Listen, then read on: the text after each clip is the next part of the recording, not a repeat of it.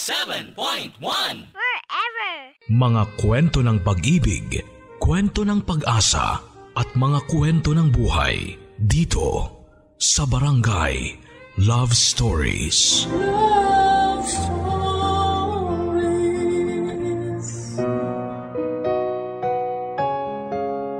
Hanggang saan mo kayang manahimik sa nakikita mong pagmamaltrato sa iyong kapwa dahil natatakot ka na mapahamak at madamay sa gulo ng iba?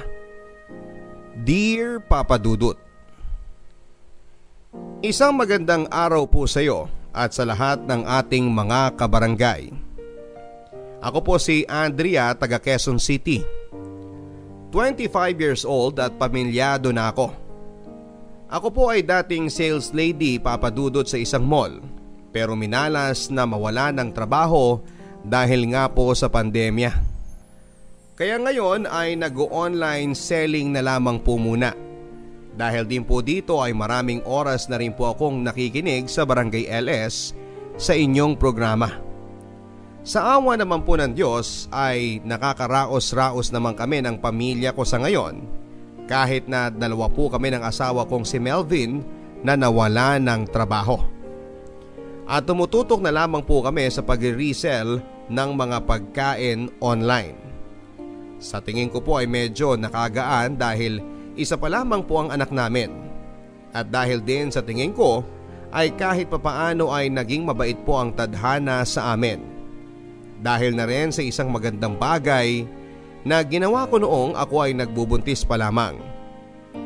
Gayunman, ang magandang bagay ding pong yon ang nakapagbigay sa akin ng iba yung lungkot at sakit sa dibdib ko na hanggang sa ngayon ay dinadala ko pa rin.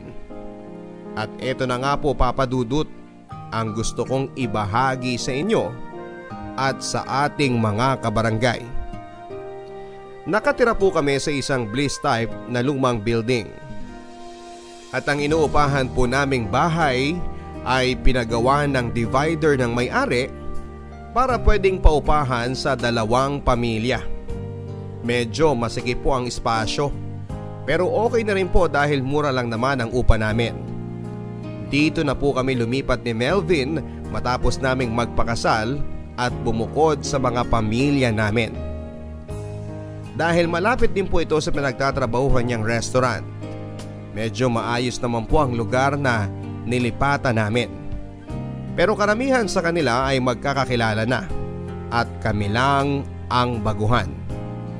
Kahit na building po siya ay halos ando na rin po ang lahat. May mga nagtayo ng maliliit na tindahan, may mga nagiinuman kung minsan at mga batang naglalaro sa pasilyo.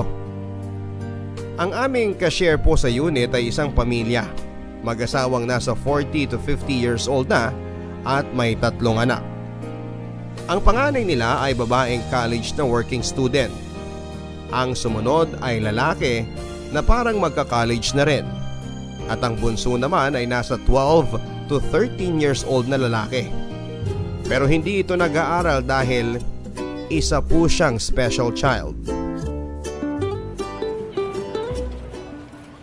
Hello! Hello din. Ano pangalan mo? Andrea. Ikaw yung bago naming kapitbahay, no? Oo, ako nga. Ikaw, anong pangalan mo? Makmak. Nice to meet you, Makmak. Ha?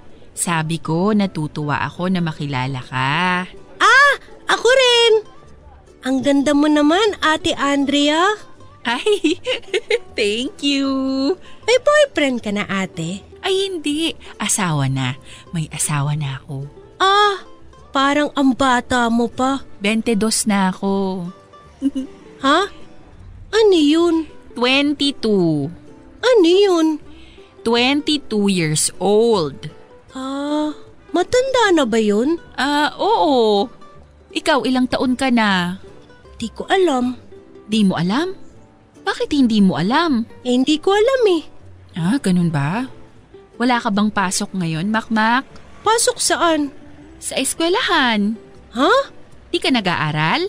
Hindi. Makmak! Po! Nakuha mo na ba yung sukli ko kanina kay Aling Tess? Hindi pa po! Abay, punyemas ka naman bata ka. Inutil ka talaga. Kanino ko pa inutos Kunin mo na! Opo!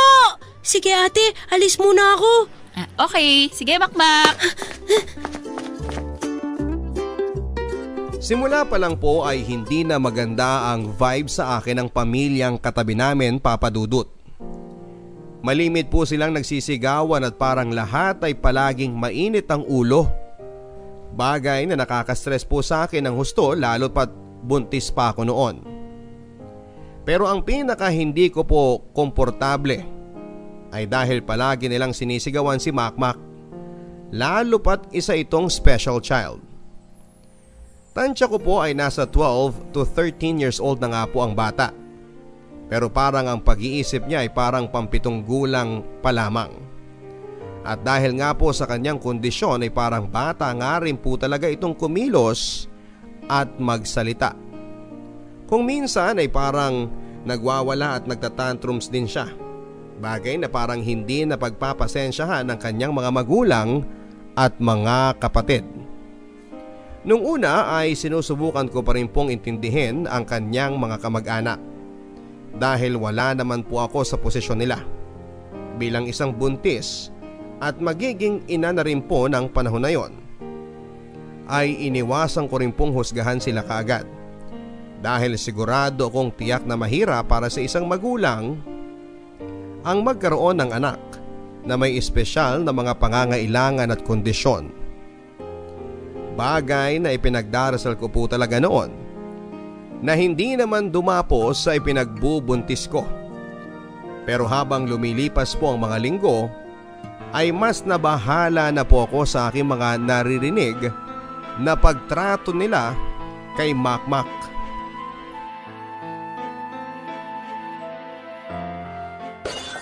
Tinamaan ang magaling ka talagang bata ka! Lintik ka! Magkakain kasi, kumain lang! Lintik, munti ka pa mabubugtong pa ako! Leche ka ha! Inutil ka rin kasi tulad ng anak mo na to, Gloria! Bakit mo kasi binigyan ng babasagin na baso? Dapat yung plastic lang binibigay mo dito eh! Pakain ko sa inyo mag-ina itong bubog eh! Nasa hugasan lahat eh! Ito kasing si Lester, tatamad-tamad! Dapat hinugasan mo na yung lahat ng mga kinainan! Pihira! Bakit ako sinisisi nyo? Ako ba nakabasag? Ako ba may tililing? Di naman ako yung abnormal ah. Tumahimik ka ng lintik ka! Kundi mas lalo kang tatama sa akin! Gloria! Ilisin mo nga to! Lester! Ikaw na nga maglinis! Pambihira ako na naman eh. Ako ba nakabasag? Ba't di nyo ipalinis dyan kay Makmak? Tanga! Kita mo na nga mahina ang utak niyan eh. Gusto mo bang dumugo yung kamay niyang kapupulot ng mga bubog? Bihira ka! Di hayaan nyo magsugat-sugat yung kamay niyan para matuto. Uisit, ang dahil pa sinasabi! Linisin mo na, kundi pati ikaw tatama sa akin! Pesting buhay naman to. Bakit kasi hindi nyo pa ipasok sa mental yan para hindi tayo napeperwisyo pare-pareho? Sana masagasaan na lang yan. Diyos ko, eto na naman sila. Ano ba yan, Melvin? Mapapaanak ako ng maaga nito sa mga kapitbahay natin eh. Pabayaan mo na lang. Huwag ka na ma-stress. At saka kawawa si Makmak.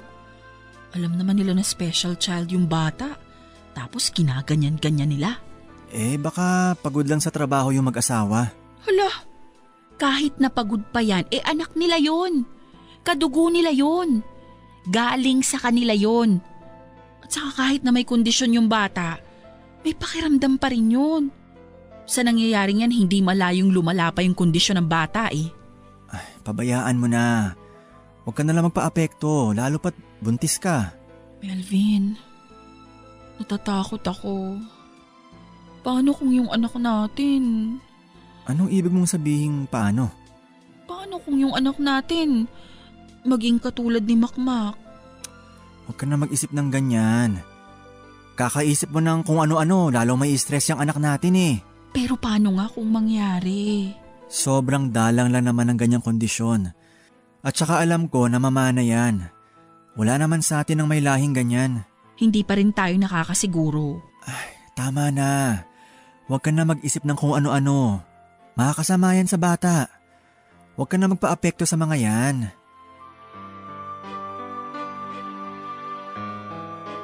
Nasa ika-4 na buwan ko po ng pagbubuntis nang lumipat kami sa bahay na yon. at sa stress ko sa mga sigawan sa kabila ng manipis na pader na humahati sa aming maliit na inuupahan ay pakiramdam ko ay mapapaanak ako ng hindi oras. Sa mga panahon na yon ay wala pa naman po akong trabaho dahil kaka-endo ko lamang din sa dati kong pinapasukan.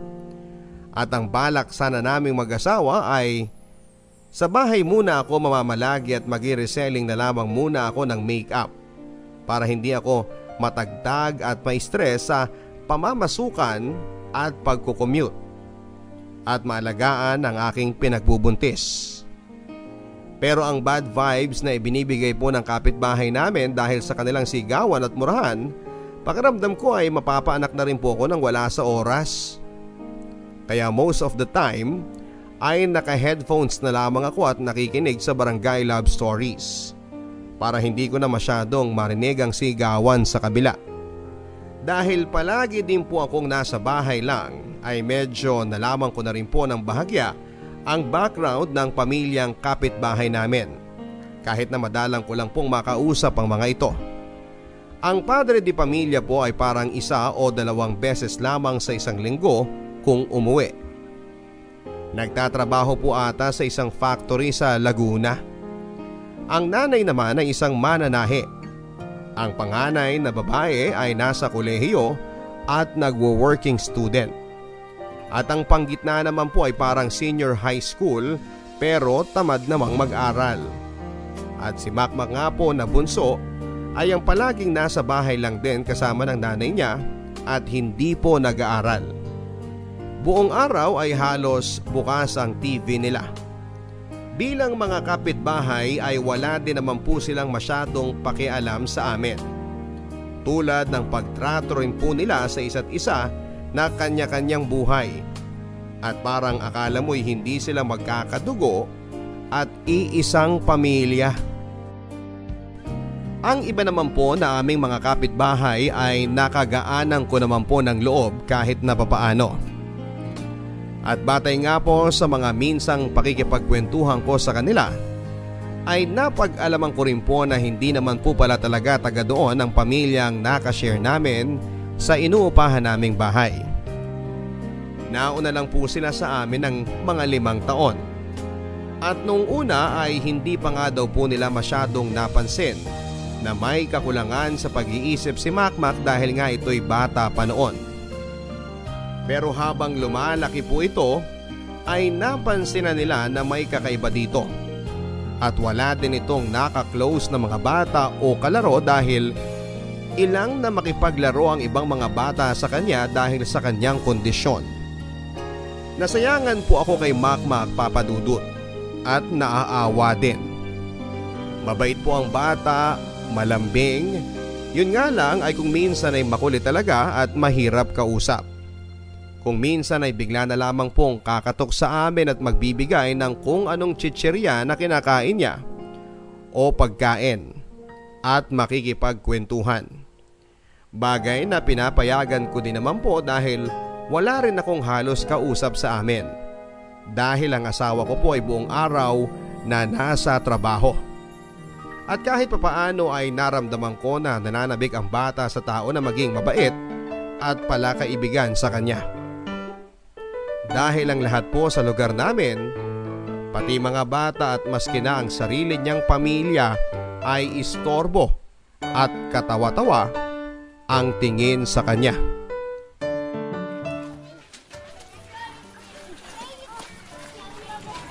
Pwede ako pasali? Oh, sino nakasunod? Hoy, bata! Pasali! He? Huwag mo nga ako sigawan! Pasali nga sa laro nyo! Ayaw ka naming kalaro, matanda ka na! Di ako matanda! Tapos isip bata ka pa! Hindi ako isip bata! Umalis ka dito! Huwag kang istorbo, naglalaro kami! Sa mga ugali nyo! Pangit! Pangit! Hoy, hindi kami pangit ha! Ikaw kaya ang pangit! Kayo ang pangit! Umalis ka na sabi! Huwag ka magulo dito, hindi ka naman kasali! Sige, kukunin ko to! Hoy, ibalik mo yung pamato! Ayoko! Akin lang to hanggang di nyo ang pinapasali! Akin na yan! Akin na sabi! Ano ba? Hindi ko tayo bibigay! Ayaw mo ha? Aray! Aray ko!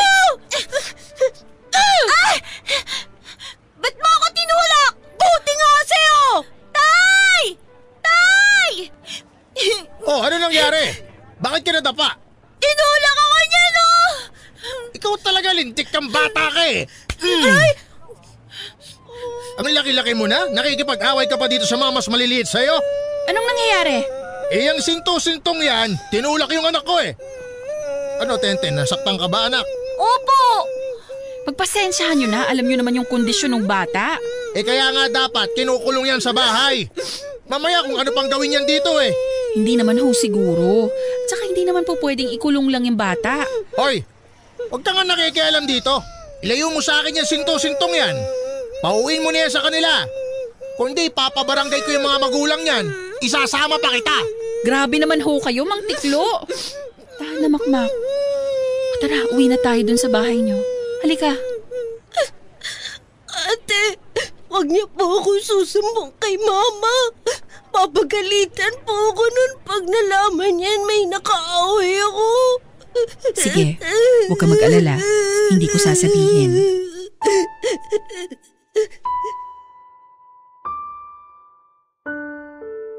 Nang pinagtanggol ko po si Makmak kay Mang Tiklo, ay bigla pong may kung ano akong naramdaman na awa at bugso ng damdamin para protektahan siya. Siguro po ay dahil sa ako ay buntis kaya ang motherly instinct ko ang naging malakas. Pero matapos po ng pagkakataong yon, nang nanindigan ako sa isang malaki, masungit at higit na malakas na lalaki kesa sa akin, ay may malaking bahagi po sa akin ang nakaramdam at nagdesisyon na maging tagapagtanggol at tagaprotekta kay Makmak. At sa tingin ko po ay unang pagkakataon din po yon na nakaramdam na may kakampi at kaibigan si Makmak. At dahil din po sa pangyayaring yon ay mas napalapit din sa akin ang loob ng bata. Naging mas madalas po ito na kumakatok sa amin para makipagkwentuhan. At minsan nga po ay nasisita na ito ng nanay niya dahil baka raw nakakaistorbo na sa akin. Pero hinahayaan ko lang din po ang bata, Papa Dudut, dahil kahit na nga kung minsan ay may pagkamakulit, kahit papaano ay naaaliw din naman ako sa kanya. At sa tingin ko po ay siya rin po ang una kong tunay na naging kaibigan sa lugar na yon. Hindi kasi katulad ng mga normal na mga tao na po pwedeng nakangiti sa harap mo pero kung ano-ano na pala ang sinasabi sa likod mo.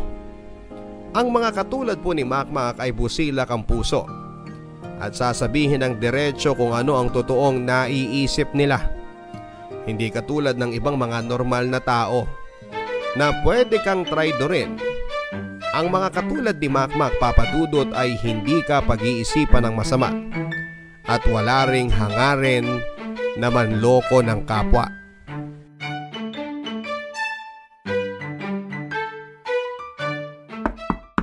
Sandali lang! Hi, Ate! Hi, Makmak! Ate, ito para sa'yo. Wow! Salamat dito sa Choknat, ha? You're welcome! Aba! Nagagamit mo na yung tinuro ko sa'yo! Pasok ka muna sa loob. Ate, dito muna ako, ah. Yay! Buka. Gusto mo ba ng juice, Makmak? Sige! Yung paborito ko!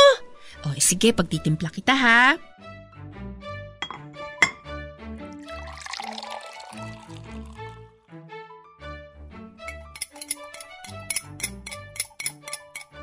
Ito.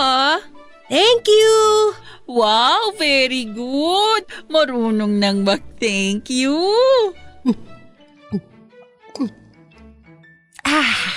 Sarap! Teka. Makmak, napano yung braso mo? Nahulog ka ba?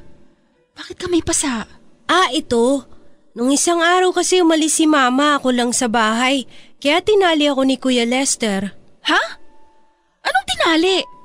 Bakit ka tinali? Kasi umalis din siya sa bahay. Pero bakit kanya tinali? Para hindi ako makalis ng bahay. Hala, sinumbong mo ba siya sa mama mo?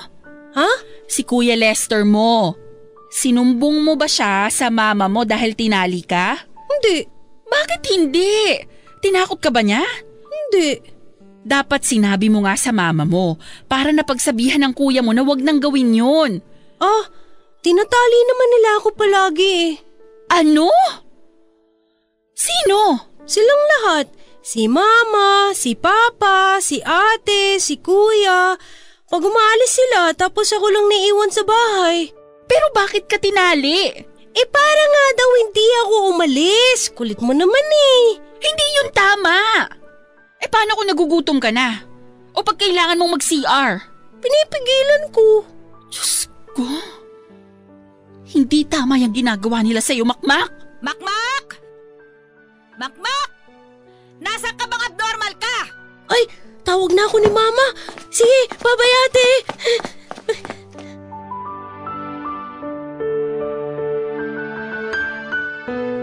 Kinilabutan po ako sa sinabing yon ni Makmak, Papa Dudut.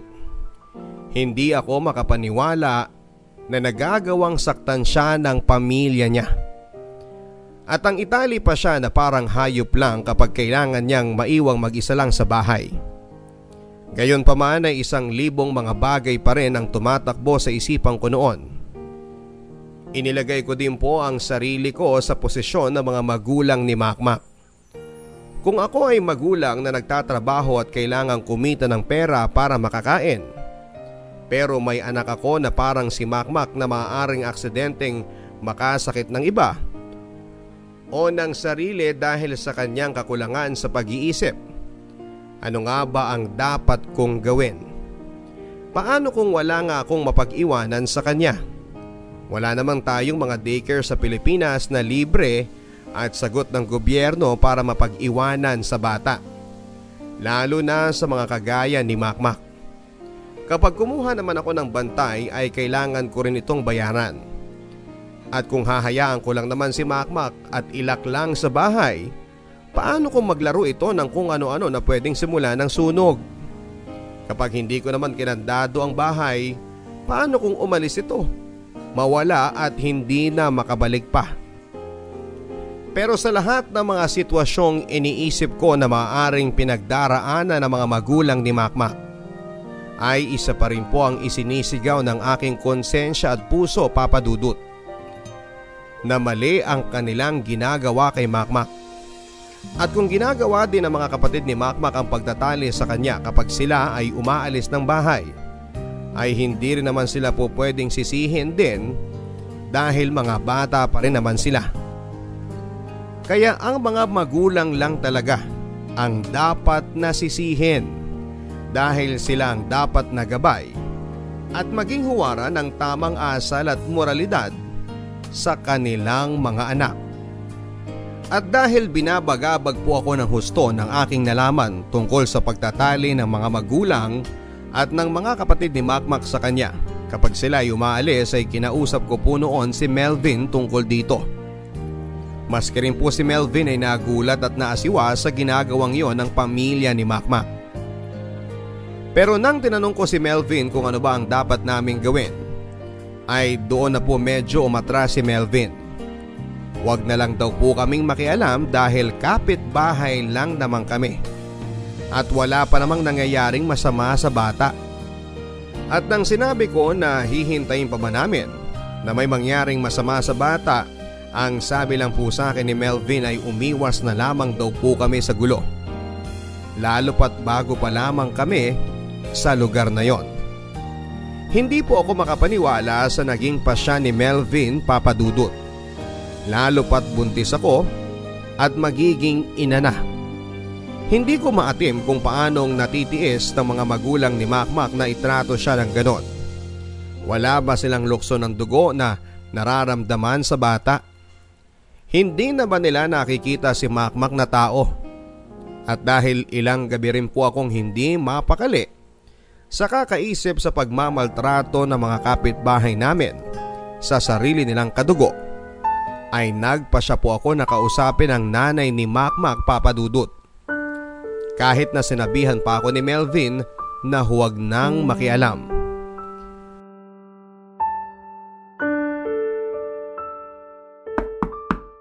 Teka! Magandang araw po, Aling Gloria. O bakit? Anong problema? Hindi, wala ho. Gusto ko lang po sana kayong makausap ng saglit. Tungkol saan? Ano po kasi di ho ba buntis po ako. Tapos palagi lang naman po ako nandito sa bahay. O tapos? Naisip ko lang po kung kailangan yung umalis at si Makmak lang ang may iwan sa bahay nyo, pwede nyo naman po siyang ihabilin sa akin. Ha? Pwede ko po siyang bantayan kapag wala kayong mapag-iwanan sa kanya. O bakit? Naisip ko lang po kasi kung minsan parang wala pong tao sa bahay nyo. Tapos naiisip ko baka mag-isa lang si Makmak sa bahay. Siyempre po sa kondisyon niya, nag-aalala po ako.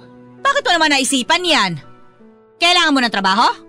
Wala kaming ekstrang pambayad sa bantay ha? Ay naku, hindi po. Wala pong bayad. Libre ko pong gagawin. Parang magkaibigan na rin naman po kami ni Makmak. Nakagaanan ko na po ng loob yung bata. Hindi, wag mo kaming intindihin. Salamat na lang. Aling Gloria. Ano? Nung isang araw ho kasi pumunta sa akin si Makmak. Tapos nakita ko ho may pasa siya sa braso. O tapos? Bata yan sintu-sintu pa. Malamang tumama yan sa kung saan lang.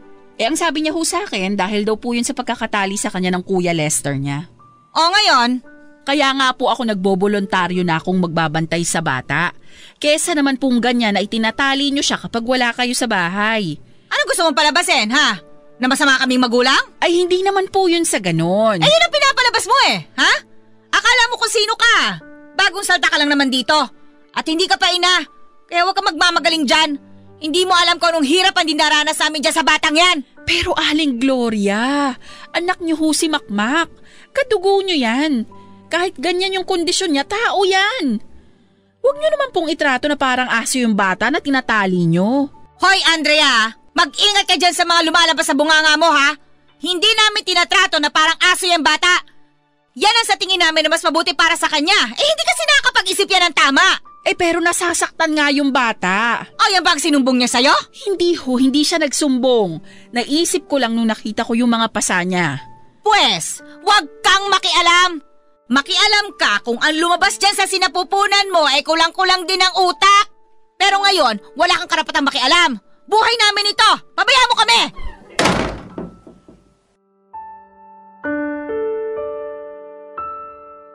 Nang makausap ko po ang nanay ni Makmak, ay doon ko lang po nadiskubre kung gaano po nila parang kinakasuklaman ng bata. Pero naisip ko po na marahil ay ganon ang kanyang reaksyon sa kanyang anak. Dahil baka hindi rin po niya matanggap na nagkaroon siya ng isang anak na may kakulangan sa pag-iisip. Marahil ay sinisisi po niya ang kanyang sarili sa naging kondisyon ni Makmak.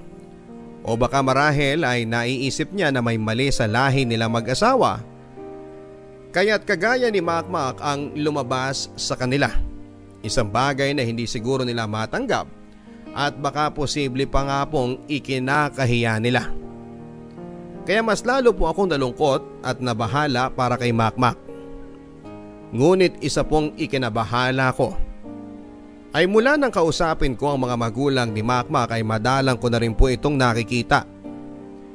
Hindi na po kasi kumakatok sa amin at nakikipagkwentuhan sa akin kagaya ng dati. Kung minsan nga po pakiramdam ko ay iniiwasan ako ng bata. Dito po ako kinabahan ng husto dahil parang nakasama palalo ang pakikipag-usap ko sa nanay ni Makmak. At baka dahil sa nangyari ay mas naging malupit sila sa bata.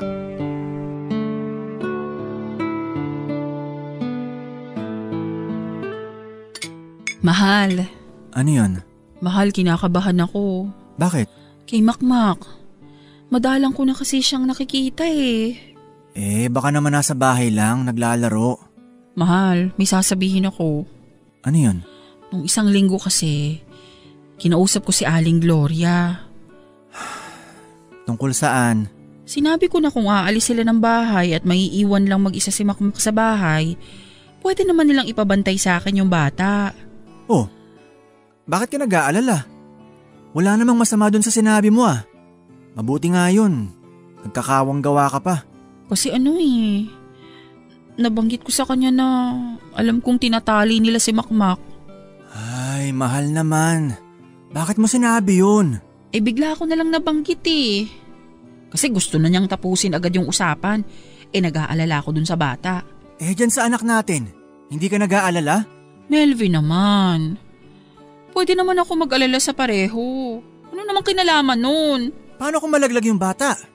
Di ba, kaya nga hindi ka muna nagtrabaho para hindi ka matagtag at maalagaan mo yung anak natin? Tapos ngayong andito ka naman sa bahay, problema ng ibang taong gusto mong akuin. Melvin, ang dali para sa'yo. Kasi hindi ikaw ang nakakarinig ng mga away at iyak ng bata sa kabila. Ako buong araw ako nandito. Ako ang nakakarinig sa lahat. Di wag mong pakinggan. Makinig ka sa radyo. So ang gusto mong gawin ay magbingi-bingihan ako at magbulag-bulagan sa nangyayari sa kabila? Melvin, ikaw pa ba yung kausap ko? Hindi ko kaya na walang ginagawa habang nakikita kong may naghihirap sa paligid ko. Tingnan mo. Ngayon, mukha nakakuha pa tayo ng kaaway. Kakapakialam mo dyan, di parang mas lalo pang nakalala. Hindi na pinapalabas yung bata. Yun ang kinakatakot ko eh. Pabayaan mo na. Tapos na eh. Wala ka na magagawa. Pero paano kung mas lalo nilang tinatali yung bata sa loob? Paano kung pinarurusahan nila lalo yung bata? Parang umiiwas na nga sa akin si Makmak eh. Kaya nga wag mo nang dagdagan. Pabayaan mo na sila. Ang intindihin mo si baby, okay? Huwag ka na magpa-stress sa problema ng ibang tao. Walang madudulot na maganda yan sa atin.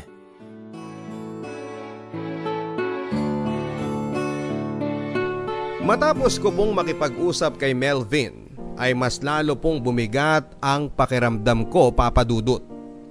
Mas lalo po ako natakot na baka dahil sa kagustuhan kong matulungan ng bata, ay mas lalo pa po itong nakasama sa kanya. Isa pa ay tama nga rin po si Melvin. Parang dahil sa ginawa ko ay nainis pa sa amin sina Aling Gloria. At may mga pagkakataon pa nga na kapag nag-aaway sila sa kabilang bahay o kapag napagsasabihan si Makmak ay parang nagpaparinig pa ito sa akin. Pinapagalitan nila si Makmak na huwag daw masyadong malakas kung umiyak dahil baka daw kung ano-ano na naman daw ang isipin ng mga malisyosang kapitbahay. Ang hindi ko po nabanggit kay Melvin ay bukod kay Aling Gloria ay nakaaway ko rin po si Mang Tiklo na tatay ni Tenten, ang batang nakaaway ni Makmak. Mula nang namagitan ako sa pamamatok niya kay Makmak noong nag-away ang dalawang bata, ay naging masungit na rin po ito sa akin at kung minsan nga po kapag bumibili ako sa tindahan o naglalakad ako sa pasilyo at natsetsempohan na naroon din siya ay tinitingnan ako ng masama. Sabay parinig na ingat kayo, may sawsawera. Pero pinalampas ko na lamang po ang lahat ng yon, Papa Dudut, kahit na gustong gusto ko na rin pong pumatol kung minsan. Iniisip ko na lamang po ang sinabi sa akin ni Melvin na kailangang kumalma ako at gawing priority ang kalagayan ng magiging anak namin. At kahit na mahirap po sa kalooban ko, ay pinilit ko na lang pong hindi magpaapekto sa mga sigawan. At maski sa pag-iyak ni Makmak sa kabilang bahay. At nang tumagal ay parang naging manhid na nga rin po ako, Papa Dudut. Umabot na ako sa punto na naging normal na lamang sa akin na may magulo, maingay at komplikado kaming mga kapitbahay. Nang tumagal kung minsan ay hindi ko na nga po napapansin na nag-aaway o nagsisigawan sila habang may pinapanood akong nakakatawa na video sa social media. Sa madaling sabi ay nawala na po ako ng pakialam, Papa Dudut. Kung minsan ay bigla-bigla ko rin pong naaalala na tinatali si Makmak ng mga magulang niya. Pero kaagad ko rin pong isinasantabi ang impormasyon na ito at binabaliwala. Sa isip ko ay ganun talaga. Wala na akong magagawa pa. Bukod pa dyan ay parang nasanay na rin po ako na halos hindi ko na nakikita si Makmak.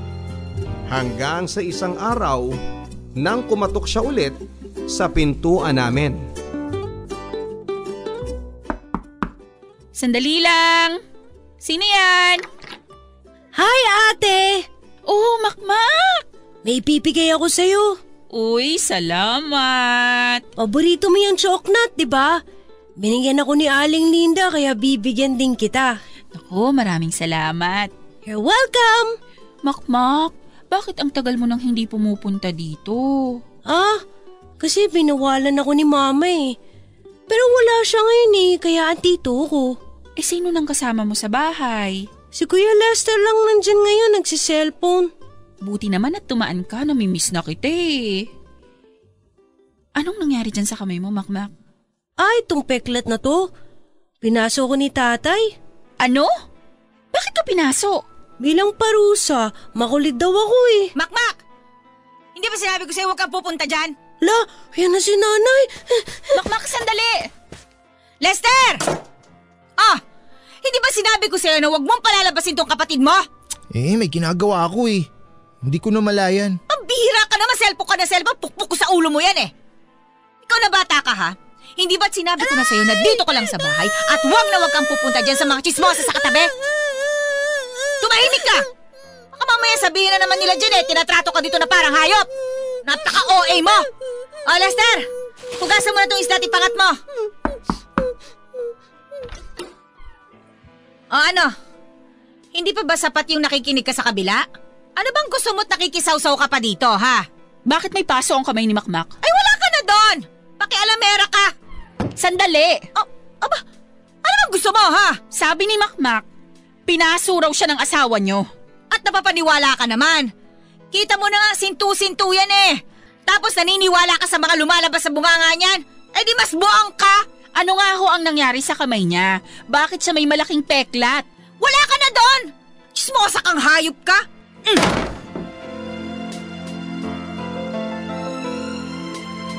Muli pong danumbalik ang lahat ng galit ko sa pamilya ni Makmak, Papa Dudut.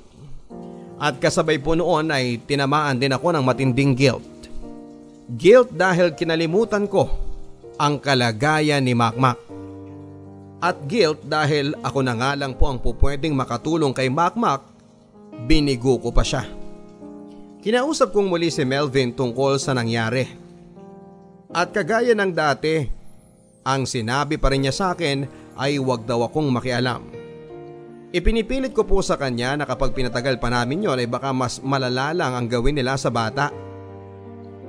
At nang sinabi ko po kay Melvin na isumbong na namin ang aming kapitbahay sa mga otoridad ay naggalit po siya sa akin. Tulad po ni Aling Gloria, ang sabi sa akin ng asawa ko ay huwag daw akong masyadong OA. Huwag daw akong magpadalos-dalos dahil hindi naman namin alam ang buong sitwasyon. Nagtampo po ako kay Melvin, Papa Dudut. Gayon pa man ay hinanda ko na rin po ang sarili ko. Nagre-research po ako online ng mga tao at grupo na po pwedeng makatulong kung sakasakali na umabot sa puntong kailangan ko na talagang i-report ang mga magulang ni Makmak. At matapos nga lang po ng ilang linggo ay kinailangan ko nang gawin yon.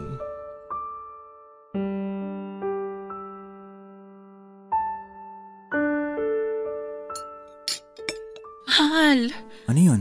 Hindi ako mapakali. Bakit? Parang 2 o 3 araw ng tahimik dyan sa kabila eh. Baka umalis sila. Nagpunta sa probinsya. Ay. Oh, bakit? Kung ano-anong naiisip ko eh. Paano kung iniwan nila dyan si Makmak? Sus, hindi naman siguro nila gagawin yon. Isasama nila yon malamang. At saka kung andyan yan di dapat may narinig na tayong kaluskos, hindi ba? Yun na nga eh. Iwan ko kanina parang may naririnig akong kumakaluskos. Ay, baka daga lang. Parang may boses nga eh. Oh, ayan na naman. Diyos ko, ano ba yun? Melvin, dali. Buksan na natin dyan sa kabila. Huy, teka, huminahon ka. Baka daga lang yan. Paano kung si Makmak na yan? Melvin, dali. Kunin mo yung martilyo. Ay, anong balak mo? Mag-trespassing? Bahala ka. Akin yan.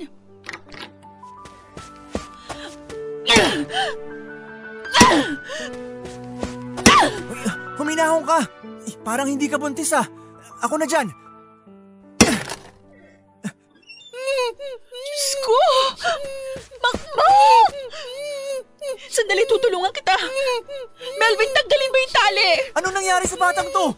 Makmak, anong ginawa nila sa'yo?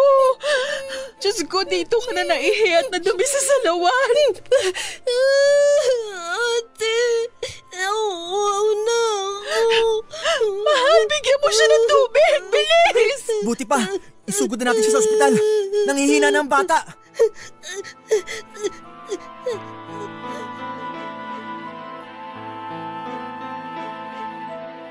Nang matagpuan po namin si Makmak ay nakahandusay ito. Nakatali ang mga kamay at ang mga paa. Basa ang salwal dahil sa ihi at tae. Nagdideliryo din siya.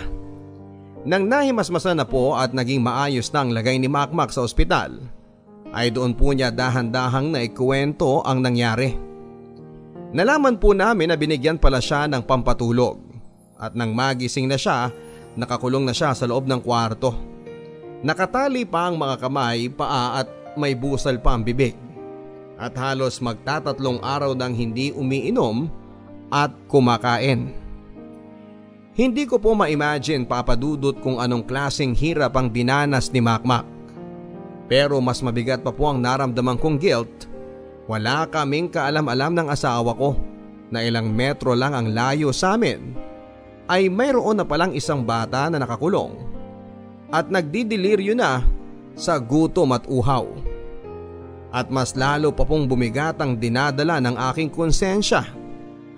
Nang matapos po ang ilang araw mula nang dalhin namin siya sa ospital, ay hindi po kinaya ng dati ng mahinang katawan niya ang dehydration at mga komplikasyon na sinapit niya sa mapait na karanasan.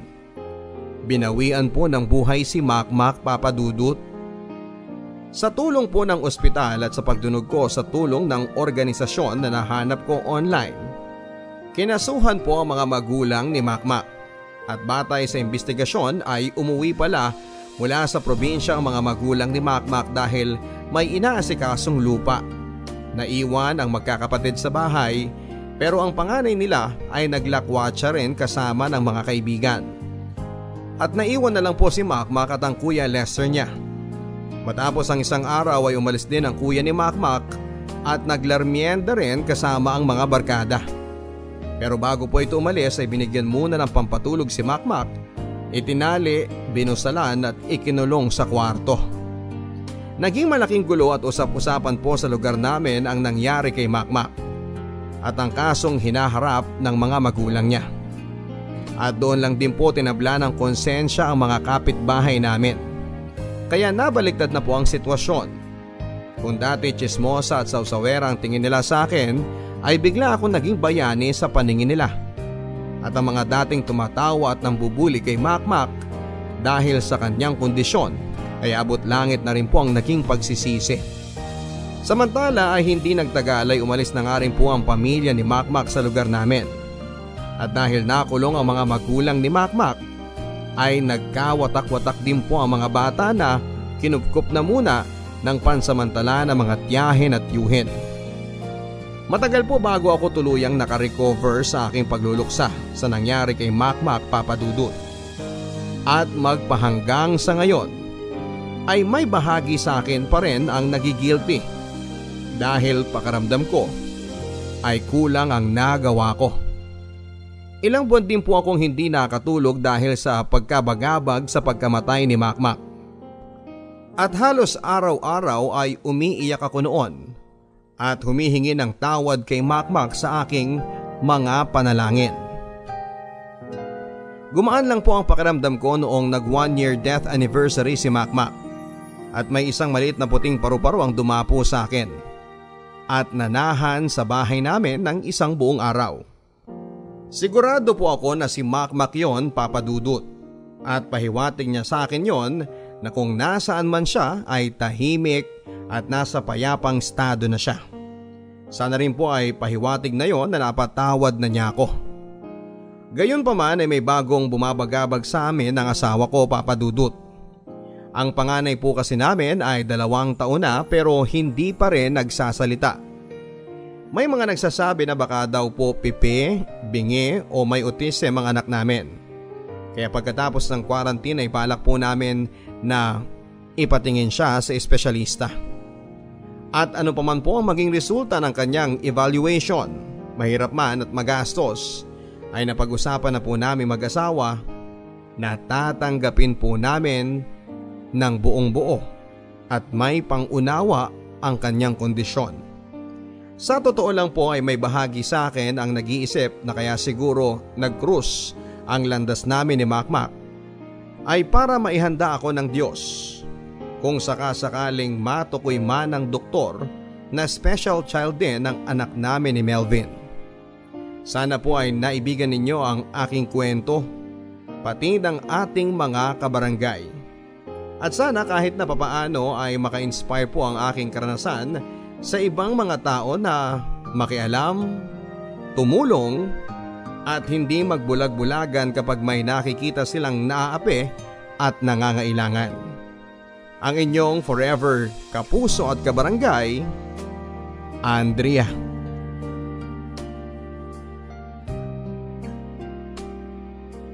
Mga kwento ng pag-ibig, kwento ng pag-asa at mga kwento ng buhay dito sa Barangay Love Stories. Love